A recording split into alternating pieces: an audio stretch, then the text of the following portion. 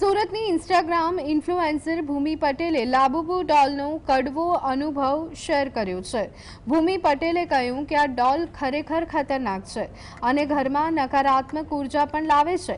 લાબુબુ ડોલ રાત્રે નાની મોટી થાય છે અને તેના પડછાયા ઘરની દિવાલ અને છત પર દેખાતા હતા, જેના કારણે ઘરમાં ભયાનક વાતાવરણ સર્જાતું હતું।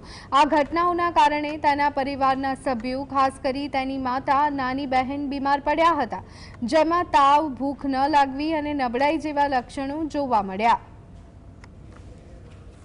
લબુબુ ડોલ અત્યારે જે બહુ ટ્રેન્ડિંગમાં ચાલે છે ને, એનો બહુ ખરાબ એક્સપિરિયન્સ મને અને મારી ફેમિલીને થયેલો છે।